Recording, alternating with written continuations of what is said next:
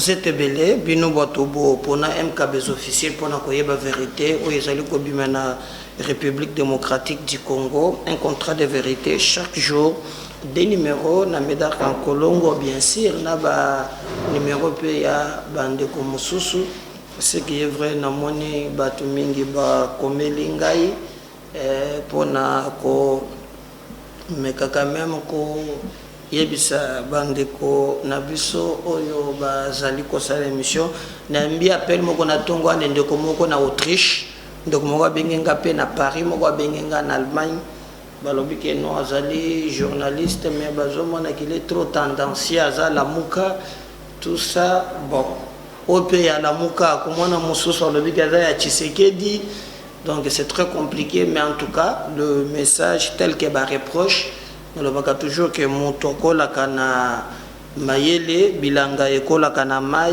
donc ensemble tous allons obligés ya koyoka po bino nde bosala ka ke média na biso et mata bino nde bosali ke chaque jour bato ba s'abonner en dehors comme le ndeko nanga qui m'a appelé na Autriche d'ailleurs na zaki na vola mais j'étais obligé na zoyer donc monique tant responsable après 6 mois nini au moment que makambo lobby est fondé on peut discuter sur yango peut trouver un compromis mais mususu ye mayele te kaka bi makambo bikolo kotimbala moko tout ça maintenant au lobby Josaphat pour kombona eza mwanza heureusement que lobby azala moka mais ba mususu taliban oyo bino bozaka boye ça passe. Mais le plus important, c'est de vous servir, de comprendre des idératas nabino et correspondre à Nayango Pote Congo, Mboka Nabiso et Kende Liboso. Qui dit vrai? Et Tomoni sorti, Lobi Bolanda qui a famille à François Beya, Ndenge, na collectif Moko Lobi Mi Free et François Beya, Bango Bamoni vraiment. Makambo zo kende mabe balobi makambo 10 entre autres makambo bazo kangaye aza prisonnier politique ba pesi ultimatum na président et consort. Est-ce que vraiment c'est le moment de le faire ou bien fallait que zela ba enquête et comment na suka poto solo la yango toko solo na bino bande ko nangai Jantiningo Bila ministre na suri ya culture abimi alobi ono et ça bisoto bengi si bangote ba ina cadre privé mais hôtel de ville à profiter comme la moko po yamba pe bango. Je vais vous laisser sur vos mots commande bacheli doxi yao ba cortège à la police na banini na grand p donc ça grave mais les informations ma possession et ça ne loko hein ba bengelié ozini bokwe to na ko ebise mlo bolanda tina suka bokebe le doxi yako sala bokoye bango tokosola pe na bino bande konanga kaka na émission ya lelo bozalo obligé pe ya koyeba ke pape François akozala awa na mois de juillet donc pape François akozala awa na mois de juillet na Kinshasa awa tokobeta pe lisolo yango wana Dan Getler azali mutu oyo bras droit ya Kabila azala kana ba makambo ba minéraux ebele oyo bimaki na ndenge ya mabe koleka lelo gouvernement a zuiba nini wana alors pour ne éviter makambu ya cache ils ont dit salama kana tango ya Kabila te gouvernement a lobby vraiment à rendre public les clauses et partenariat signé avec Dan Getler donc Patrick Mouya porte-parole du gouvernement montolobi ka rendre en public pour que batubaye parce que tu récupérer quand même quelques blocs pétroliers au Kabila Asia Pesa qui y est. Si vous le suivez pour la première fois, merci de partager ces liens. Ceux qui vous abonnez, na singio aux abonnés, au copie biso makasia, to continuer ko salela yo musala, liker, commenter, partager les liens na groupe, na WhatsApp, ba page Facebook, boka bolangona ba tebele, ba s'abonner, vérifier aussi ceux qui sont ndeko musoso, asia côté en ligne, ceux qui à côté en tout cas côté c'est en ligne pour la BBC ya kokotan les landais émission premier numéro il y a Midar Kakolongo MKBez officiel ici bandi, vous s'abonner massivement et que ça biso force, biso en contrepartie, retenez que quelles que soient nos occupations, des fois moi retard et coquille cause la mais en tout cas, ils ont serment de vérité pour tout trancher qui n'a bien pour nous colobaki, tout cause la wana pour vous informer. Merci Nabaye Bazo Salayango, merci Nabaye Bazali ko liker, merci Nabato Bazali ko commenter.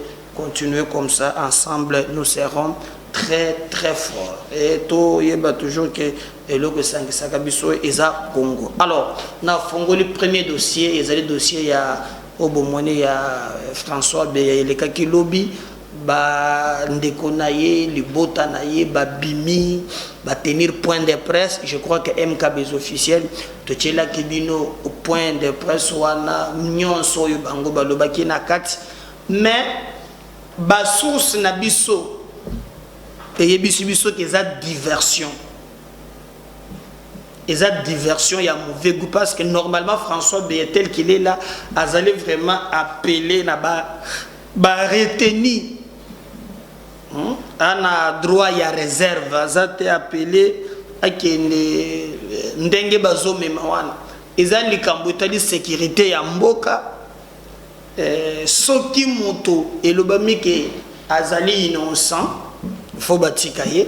Sinon pas nandenge bakomi koloba. Ezali ko sungayete.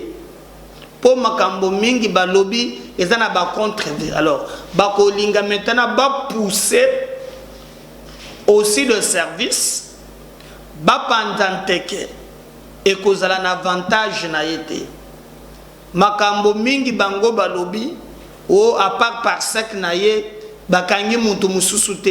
Non, c'est pas ça, c'est pas ça. Donc communication na basali ce qui free François Béa et zali penza si bakanisi ke basungi nde yete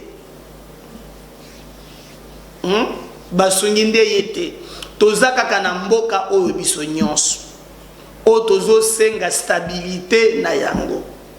Il y a pas de gagnant, il y a pas de perdant. Moto nyonso bisika oyo azali ali appelé il y a ko travailler pour l'intérêt général. Ngambu nyonso yo azali o ali appelé il y a qu'au travailler pour l'intérêt général. Alors, cette communication, il y a depuis Bagangi François Béa, Kakaye Moko, Bagangi ba générauté, Batumusu Bazaleko Tambola, et Sengela Gibiso to Telema, to se mobiliser, to Sengina président de la République, Bapesi injonction, appel ordre, Batikaye, tout ça. Non. Bon éviter. Kochani debalobaka mafuta na moto limala mute. Il y a des questions oyo vraiment esengaka bato ba s'agiter. Nos services de renseignement bakoki kote le matin na dossier lokola ni wana élément moko ezalate baya kaka na fonction ya zalaki wana bazoye pamba même atabo komi ko accuser Hervé Mbelou Biocha que non il y la manœuvre il veut lui régler des comptes beaucoup de choses. C'est pas nécessairement ça. C'est la justice elle est une nation. Mais vous avez demandé même vous non ba droit na ye eleki akomela kunate mikolo eleki baté na juge naturel. Mais s'il y a probabilité n'interférez pas na ebisa ki binoki ngai pe na kanisa ki bongo. Mais on m'a dit et le texte bato bazolanda ngai bazana ba texte et aner bakotanga il y a des dispositions parce que ça va service et ça va service il y a renseignement. S'ils ont des éléments qui peuvent permettre que non, et puis ça me boulute, la procureur jusqu'à ce que ba obtenir ba élément wana ba kotinda mutokona. Et ce qui est vrai ça que non jour d'aujourd'hui les conditions même ba pesi François Beya ba lobi kazobe les consorts azan accès à médecin na ye makambo belé. Moi je ne dis pas que non aza coupable comme tel, mais il y a des éléments d'engue ba lobaki yango o ezo permettre quand même que na aya. Et d'ailleurs, na souka, ça éclaircissement dans likambo. Donc moi, je vais demander les bandes qui free François Beya et consorts, ils ont les la sécurité Yamboka, tout yeb vrai bande konanga qui il s'agit de notre pays. Tout y a sentiment, tout y a biloko tout ali ko salawana, ils allaient vraiment ko faire avancer mboka nabiso na likambo ata mokete. J'ai toujours dit on ne peut jamais prendre un innocent pour coupable ou bien acquitter un coupable parce qu'il y a des injonctions qui viennent de gauche à droite. Nous voulons seulement que justice bazuzi na biso basala musala oyo esengeli, mais jusqu'à présent azena maboko ya ba service et c'est que tout senga qui ba maltraité était, même si lui à l'époque makambo ya boire ya boire à manger na makambo wana ndenge par rapport basala bato mususu à l'époque. Moi j'ai des amis aujourd'hui au bazana ba défaut ya miso ba mususu ba tortira bango à cause il y a être détenu dans des conditions inhumaines. Mais nous ne disons pas qu'il va torturer Bango, il est dans des très bonnes conditions, mais en tout cas, on n'a pas besoin de sous Yanima Kelele Wana. Moi, la fois passée, j'ai accédé à quelques informations, surtout Tolokaka Info, les alliés très évolués. Oh, bazol bakangi bakangi ne basoda bazali bajene oni ina ba dizaine, mais otoko tanga ba kombote bakangi bango na garde républicaine, bakangi bango na katia FARDC, bakanga ki bango c'est une dizaine. Ce qui va ndeko ya libota ba yebakete bazo info supplémentaire ezali wana. Donc c'est pas que non bakangi batute bakangi kakaye bakangi na parsec na ye non. On a commencé d'abord pendant kokanga bureau ya CNS, on a pris quelques dossiers tango bakei na parler na ye bapaya bazali peut impliquer na likambo wana moi mingi. Et d'ailleurs je vous dis la vérité que baye oyo bateki 10 kokoleka ce sont ces expatriés là nde ba pesi ba vérité koleka moi mingi batangi un bon nombre ya bato bazo banga vérité éclatée bato bazo créer diversion. On n'a pas besoin de ça biso tozo lingake makambo et les kandenge et longobani totika ba service et ça la musala da base très avancé totika pe ba avocat na ye base la tango ba ko fixer dossier ba ko kende libosonde ba le juge naturel ba ko kende. Mais au moins il y avait hypothèse moko ndeng na yokaki na ba source nanga que non on pouvait lui amener la résidence surveillée pendant 3 jours. Bon mona ki point de vue nanga ce n'est pas que nazaka po ba kangaye mais pour la sécurité na ye nga na lobaki boyeba ke likambo ya Delphin Kayimbi très bien ndenge likaki aw na ne bili kambo wana te. C'est un mystère. Quand on n'a pas condition, il y a boy. Donc, résidence surveillée, ils allaient vraiment na garantie. Selon moi, dans le but que Zaka Kanga, on a droit de vérité, soit beaucoup de formule, beaucoup boye. Je ne sais pas, mais boye très bien que non. François Beya, Babenga Kaye, Fantomas. Il a fait vraiment le service depuis Mobutu, tout. Donc, en ce qui concerne Mboka Nabiso, il en connaît quand même quelque chose. Et c'est quelqu'un qui a servi la République. S'il y a des éléments probants, des indices très sérieux, ce n'est pas notre niveau. Et à niveau, il y a un service, à niveau, il y a justice, pour trancher. Mais les gens qui s'agitent, gardez votre mal à patience. Attendons voir Oyo service, Nabiso, Obiso, vous allez appeler à ça la confiance, ko yebisa biso. Tout le monde qui makambo ezali koleka be ndenge nini. Vous le savez aussi que lobby tout le monde Thierry Moussenepo azali je crois porte-parole il a parti à Lambert Mende na azali président Ligue des jeunes il a tenté quand même de répondre Ibandeko Oyo, Basala qui point de presse, Mokebaï, Safo, Francis Kalombo, vraiment pour lui à regretter. Il ne comprend pas sortir na bango et aller mawa. Na côté là écoute une vidéo moko il a fait comme il a expliqué. Pour lui, Maz Katumbi Azam Tabungi na sport. Pour d'ailleurs diriger déjà club moko ya football kombo nangu Tupuisa Mazembe. Moto ya mende Thierry Musene pour alobi équipe ndenge dirigeaka Mazembe wana on appelle ça équipe. Donc ceux qui beaucoup na terrain boza équipe et comme pour toi zanakati Kijaba zanakati Batiebi oh non Mazemba polité kaka putu muto poli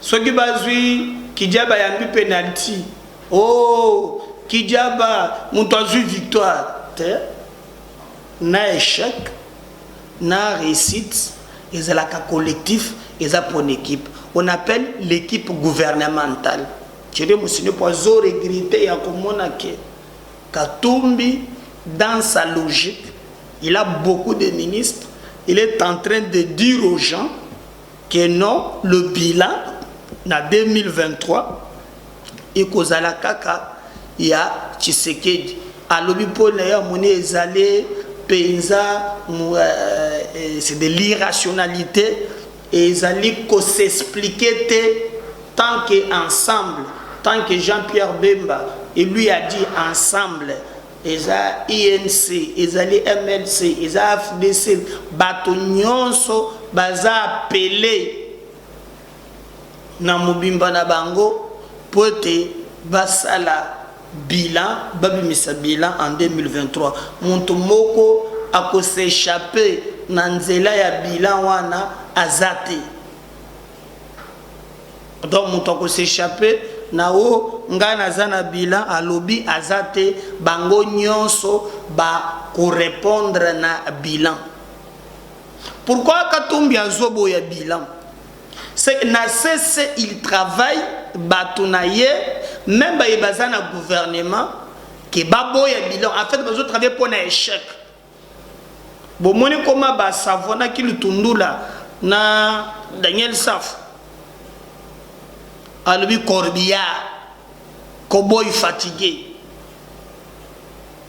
ponani parce que y a tikali rationnel mais naza ministre Katumbi muntu atindi ngai comment vous allez me pousser na loba Félix azo sala yelo côté je sais pas si vous comprenez quand même c'est alors Thierry Musene Kwazali porte-parole il y a CC il y a Lambert Mende ata menda ngogomiko zonga malembe chaque national na landie bolijiko bolanda ke mission moko na tiela ki na pe bozo tala yango moi mingi bozo partager mais bolanda ki bomona ki koma lo lenge nini ye a lobeleni makambo wana. Alors nous pensons que makambo Thierry Musele pour alobi alina nzela bakoka bola bilan mutoko kima bilan azate. Et d'abord c'est la bon c'est comme si parce que mais que congolais zoba nié problème ezate au salama kambona comment okolo bate Katumbi azana bilan tena na nini ya Félix ils ont pu kotonga union sacrée ensemble ya kozala innocent ndengeni ah totika moko boye natala kana bia mboga nangeza mawo tumiyokela pe mawa.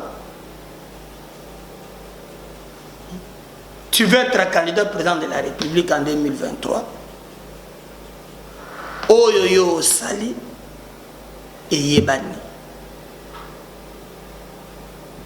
Et moi-même j'avais dit à Félix qu'il traîne pour rien et Sengele qui a remanié gouvernement go. c'est là remanié en tout le monde a vraiment remaniement et salami bato oyo bazana double G parce que jusqu'à présent soit ministre Moussouba s'est prononcé mais les autres ne se sont pas prononcés.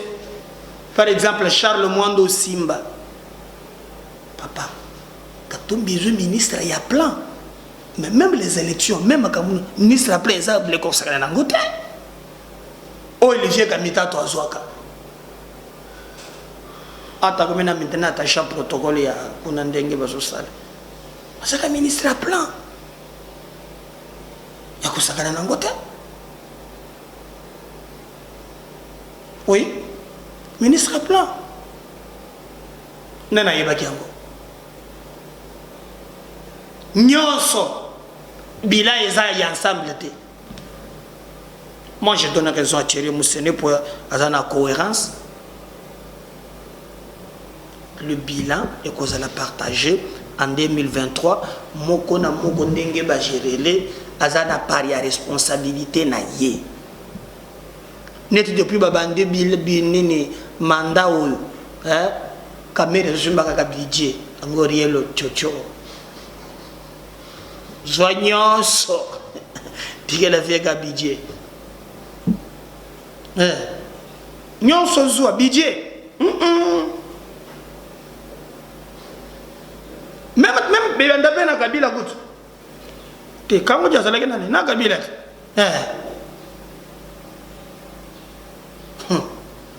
veka mwana mama bidiende kango jalongo maya koti maya longo boja koti tous les dossiers à la fin c'est Félix qui gère lui, il n'y a pas bango bazana bilan ils a partagé. Ah, biso peuple hein, toi pe na droit ya kuyeba ni makambo mususu. Toi pe na droit ya bo respecta kapé biso. Ça je vous dis. Ça je vous dis. Alors, on attend tozoyo kaki bazali ko évoluer de compte de gauche à droite, mais en tout cas Thierry Moussene pour azali mutu ya Lambert Mende ya makas alobi ponaye ndenge makambo elekeli azali d'accord te na sorti oyo Francis Kalombo basalaki. Il les a traités aussi de tous les mots parce qu'il a utilisé les mêmes journalistes kaka oyo ba utilisé ba Peiro Siodia et les autres ont déjà aussi utilisé les mêmes personnes na point de presse. Ils ont aillé ko répondre ba oada en face et makambo itamboli vraiment ndenge esengeli moko na moko azo jouer rôle naye par esengeli a jouer mais oya ko gagner a gagner parce que la démocratie eza choix o tolingi mais pour tout que tout tranchango eza na 2023 peuple akoyeba keno oyo azoko sangai ce qui déjà monto azana capacité ya koloba likambuzo monana azo rouler bino et bongo bopesa niye boko e bonga hein oza ba chobo na ba chobo. Le bilan est causala partagé. MLC azana kati bemba ya batolo bagana ete et il va partager. Coutou j'apprends qu'avant Félix akoma kona chairman azoki tapé azoki ndeko sensibiliser parce que Israël le baki kona ke o parti zo gagner le bosso zaka la muka ya mi ba le IDPS ba MLC bazo ya après bemba comprendre que no muka to ba betier déjà zo kende tournoi na Équateur pour na ko kende ko lukamoya ya ko sensibiliser ni bato afin que makambo et kende ndenge et sengeli. Alors nous devons travailler dans le sens oyo et permettre que mboka na biso to kende li boso bino pe to sengi bino bodala wana pona ko en ligne et belé pona ko partager ba émission na biso vous nous donnez aussi la force pour te biso to kende li boso mais ngana lingaka toujours ce que na lobi makambo ya moto na yepe na bakisi mwandambo ya vidéo pour te boyoka makambo Thierry Moussene oyo azali mutu ya Lambert Mende makambo oyo alobaki na oyo concerné ba point de presse ya Francis Kalombo et ce que lui pense na gestion on le suit et on revient juste après pour continuer na émission Nabiso Yamokolo Kia Lelo. Parlons du bilan justement. Il y a une autre question un peu polémique sur la question. Avant que je n'entre en profondeur, je voudrais qu'on lève un peu les équivoques autour de ça. Qui sera devant les peuples en 2023 pour défendre le bilan de Tshisekedi? Parce qu'il y a certains de vos alliés qui disent, que le bilan est chaotique, notamment les amis d'ensemble. Francis Kalombo, qui est porte-parole de Katumbi, a dit que le bilan de Tshisekedi était 0 et qu'avec ce bilan, Tshisekedi ne saura pas regarder les Congolais en face. Deuxièmement, il dit que son parti, Katumbi l'a confirmé d'ailleurs, ne portera pas le bilan. Sur la question des partages des bilans, qu'est-ce que vous en dites? Est-ce que vous pensez que seulement pour avoir envoyé ses ministres, certains de ses membres au gouvernement, Katumbi doit porter les bilans comme Tshisekedi, ou vous estimez que c'est Tshisekedi qui doit se retrouver devant la brèche? C'est le bilan de Tshisekedi et non pas de tout le monde. Merci beaucoup, M. Louara. Je vais commencer à répondre à cette question par une illustration. Vous avez parlé de M. Katumbi, qui est patron d'ensemble, un grand amateur de football, et j'aime beaucoup son équipe, le tout-puissant Mazembe. Je suis un fan du tout-puissant Mazembe. Je me rappelle encore de la belle époque du joueur Trésor Poutou Trésor, et du grand gardien qui est aujourd'hui devenu président de l'Assemblée, membre député provincial, Kidiaba, qui est un ami. À chaque fois que Mazembe gagnait, est-ce qu'on disait que c'est Poutou qui a gagné, pas les autres? À chaque fois que Kidiaba a encaissé des buts, est-ce qu'on disait que on a échoué aujourd'hui? Nous, on n'a pas échoué. C'est Kidiaba qui a échoué. Parce que c'est lui qui a encaissé des buts. C'est Mazembe. Les 11 de Mazembe qui ont gagné une coupe ou qui ont perdu un match. Lorsqu'on est une équipe, on n'agit pas comme ça, on ne dit pas ça. On assume. Mais quand il faut chasser, c'est l'entraîneur qu'on chasse. Alors, on ne chasse pas les joueurs. Je n'ai jamais vu l'entraîneur sur l'aire du jeu. C'est lui qu'on chasse. On n'a jamais vu l'entraîneur sur l'aire du jeu. J'ai jamais vu un entraîneur en train de jouer. On voit le joueur, je vous ai cité ici Poutou, on voit le gardien. On voit le gardien. On reste dans votre illustration. Oui, je viens aussi de vous démontrer. Je viens de vous démontrer. Pas perdu, mais je viens de vous démontrer. Il n'a jamais joué l'entraîneur. Mais là, nous parlons d'une équipe. Nous parlons de l'équipe qui est en train de jouer, c'est-à-dire le gouvernement. Le gouvernement joue. Les entraîneurs, c'est qui? C'est M. Moïse Katumbi, c'est M. Lambert Mende. C'est eux les... Voilà. Wana Bolande Zalé, Thierry Mose Nepo. Alors, Pape François, na mois de juillet, akoya awa lisanga bonganga kendo yako jubilé lisusu balobi lisanga bonganga bini pona nini o roi de Belgique ya wote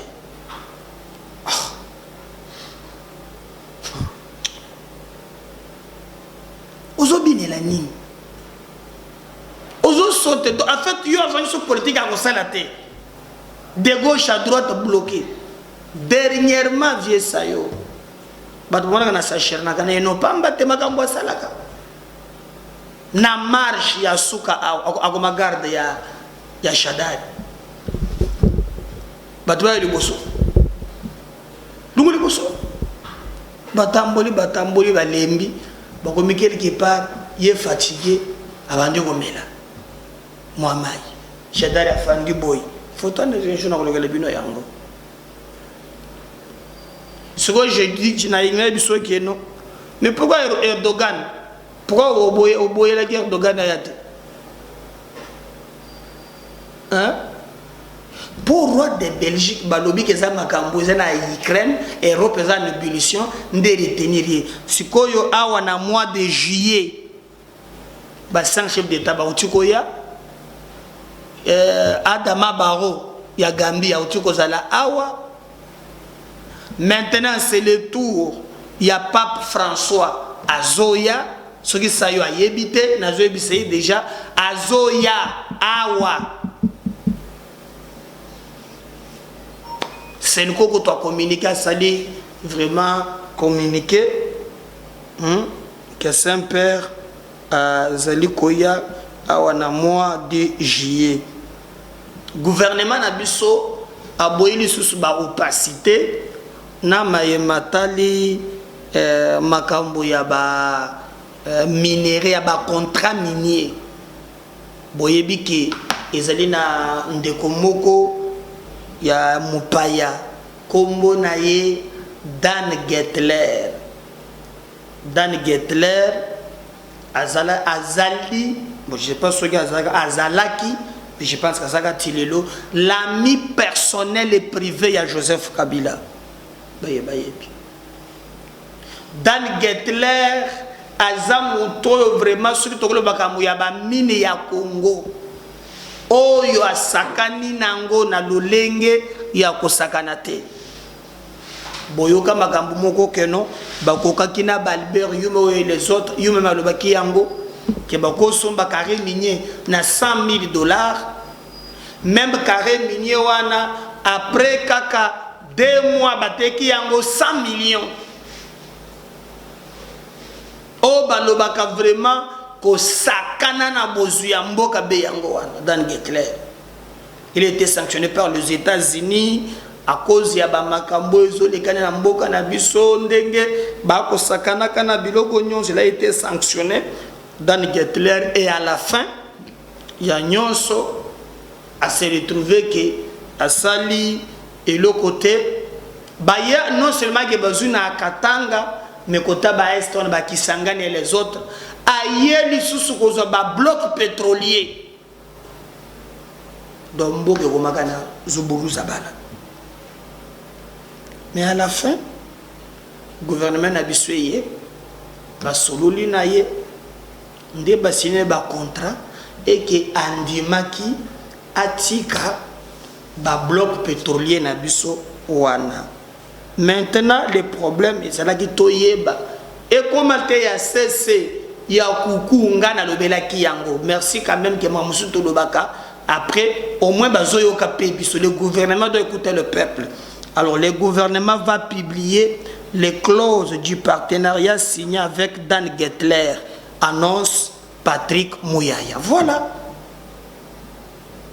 Voilà, Toyeba. C'est notre pays. Bayanke moko boye. Bakomi ko zoyango ni te komi be kaka ya bango moko me toyeba pe nini ezali ko salake batoni ba sepela nangambo wana et nous travaillons dans ce sens-là pour aider ceux qui babimisi yango na komemela bino awa na kotangela bino bokoyeba nini gouvernement ba signer makambo ya ba accord moko na Dan Gettler. Le gouvernement a zoaki ba bloc pétrolier mais qu'est-ce qui est dit dedans nde place ezalaka wana. Merci parce que notre gouvernement yoki a lobby ba ko publier yango muto confirmer yango ezali vraiment Patrick Mouyaya grand P na soki mwasi na ya ndenge nini po nganji makateke grand P na idoxy bazali mwasi na mobile bon mwasi ya mobile virtuel hein? Grand P la kosala idoxy hein? Vous blaguez. Bagomiawa. Hôtel de ville à salé affiche. Idoxy ba ya collection ce que de Bopeto na Grand P. Lobby à na aqua fresh. Makambo le bina na yoki yango. O ba tene point de presse.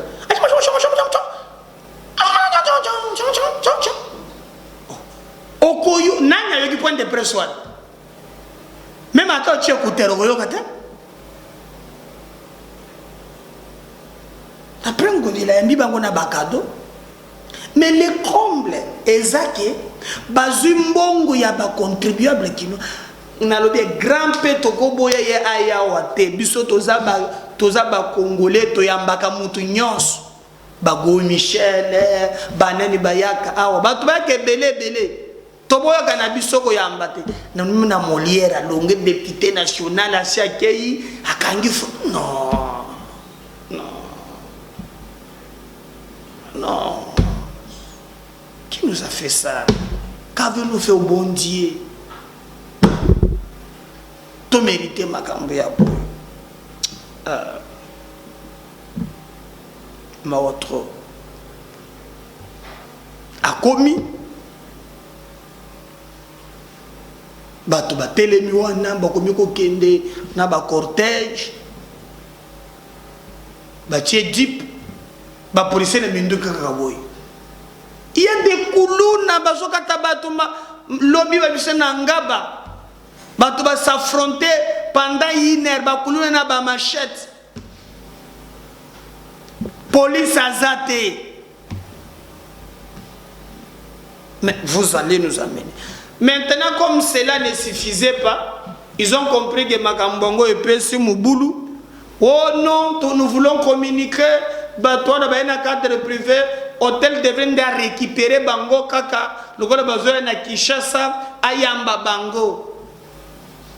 Vous voyez ça? Hein? Suivez mon regard. Suivez mon regard.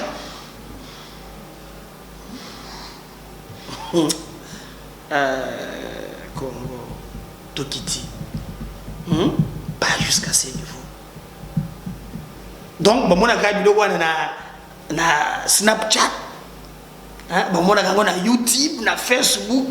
Ce qu'il faut qu'on palpe yango.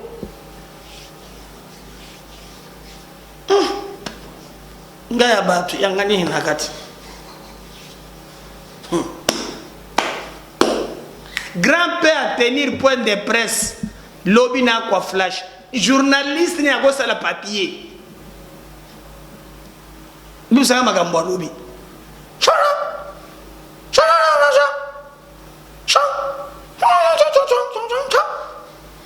Net chinois net. Il peut être là à ce spectacle à Naye. S'il vient dans un cadre privé, il y a sécurité. Abenge na cadre wana aya ko yembela bato sécurité. Puis par exemple futa ka pe bato wana bi etende na yoga. Afuta bato wana ba yembela bango. Tokiti trop bas. Ezo pesa elumbi solo. Je cherche vidéo na tchela bino botala. Ndenge nini grand-père na edoxy baroki edoxy ya ayo la ksebiso ke de bopeto bopeto ni edoxy yo sala na banda kana ngai batie mboka na mbindo on a souillé la ville même si on a la chambre on a les mouvements tout tom. Si vous avez des vidéos, vous avez en direct, vous avez tindi na porte ça. Comme Congolais, il y a quelle sorte de peuple. Mais là, il y a des vrais problèmes. Tout ce qu'on comprend. T'as le niveau Togomi, hein? T'as le niveau Togomi, hein? Pas sénama. Bon, mais quand on a des vidéos, ce que vous avez après, pour continuer na l'émission. Et doxio, il y a une bopite. Et doxio, oui. Ah, Mbogo, pardon. Mbogo, ce qui. Bangola de la Macambo, c'est la Mbogo. Quoi que de tout temps, attend la mire au bouffier. Yango Tchikani. C'est un pays qui vous demande des nerfs solides. Hein? C'est un pays qui vous demande des nerfs solides pour tenir. On se revient juste après pour nous chuter dans l'émission.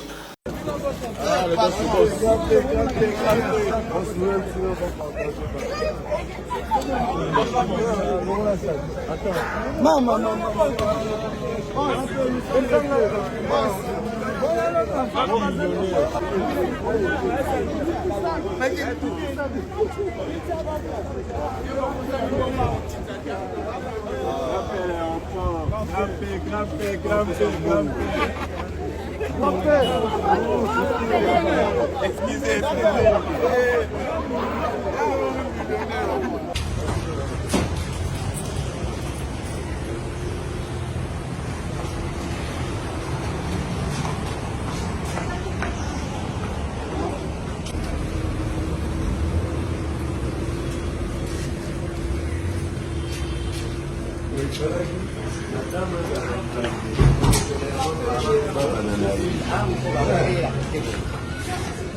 Ça, c'est madame la commissaire à la culture.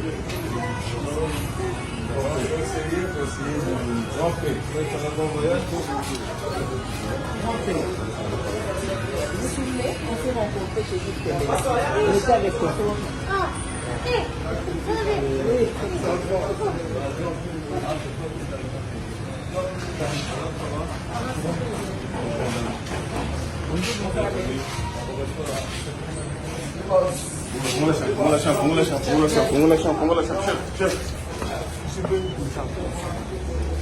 D'accord. Bien sûr, mais il faut ouvrir le champ. Tu as pas le public dans le champ.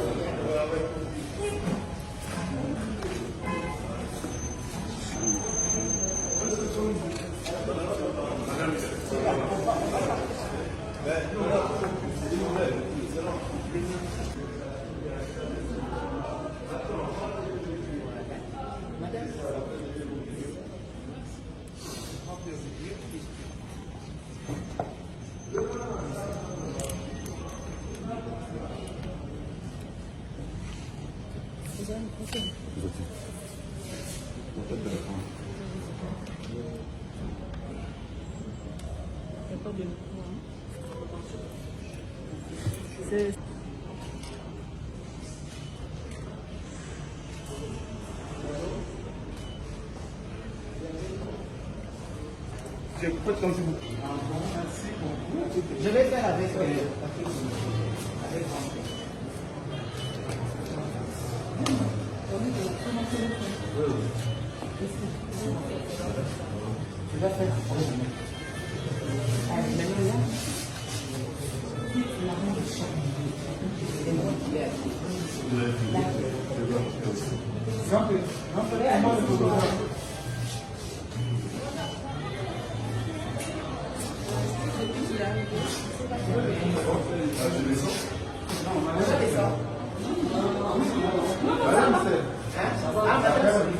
Ah, ils sont morts, vraiment.